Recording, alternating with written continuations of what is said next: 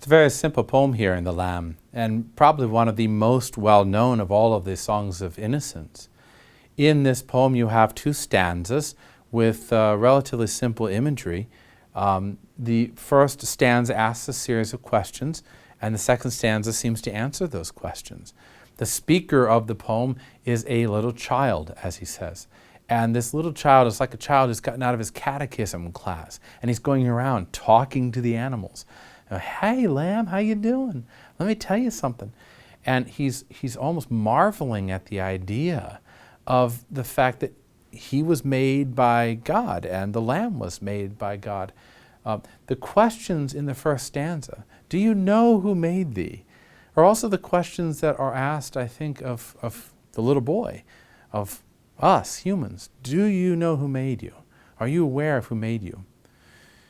In the second stanza, he has all the answers. He knows exactly who made him. The catechism, his Sunday class, has told him God has made him.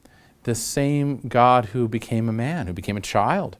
He's also called a lamb. And this God, Christ, is called a lamb. He's called a child. And thus, lamb, child, God, we're all the same. We're all one. Isn't that great? Isn't that happy? There's a certain level of irony in the poem, of course, because the question, who are you, is a question that is asked not just of children, but of adults. Who are you? Do you know who you are? You will find out who you are as you go through life, and part of finding out who you are is enduring experience as well. We can be told that we are all made in the image of God, but what does that really mean? What does it really mean to be made in the image of God? What does it mean to be human? And that knowledge only comes through experience.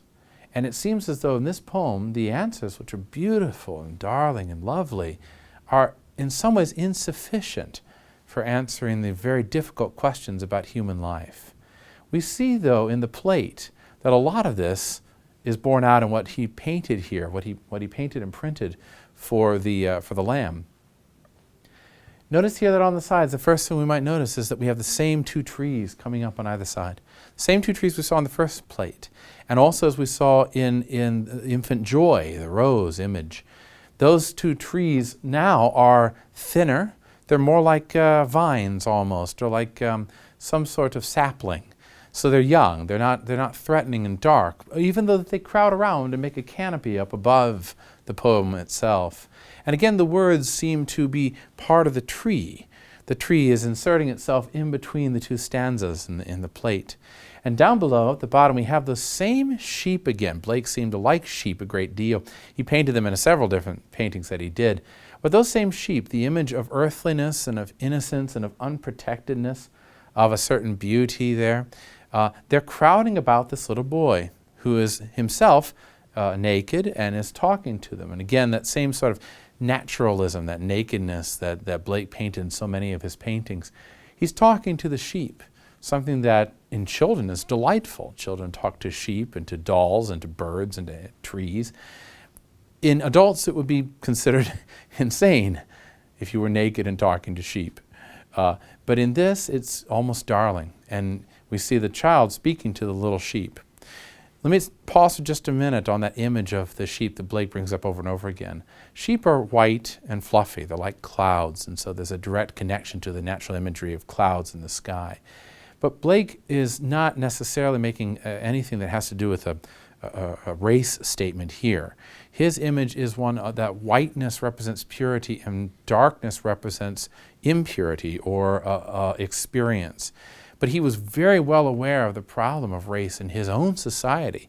And he wasn't someone who tried to solidify preconceived notions of race. In fact, he frequently broke those notions of race in his poems. So when we think about the sheep, just realize they're being used as a natural image for purity and innocence like the clouds. The little boy speaking to the sheep is standing in front of a house, as we see here. And the house has a shadow in the background. And just beyond that is a tree and the shadow of the darkness again lingering in the background.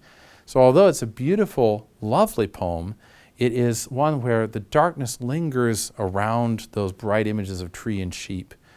And the sister poem to look for in the next section is the tiger. We'll refer back to this poem when we look at the tiger. But the tiger is a sister poem to this poem of innocence and beauty and unprotected joy.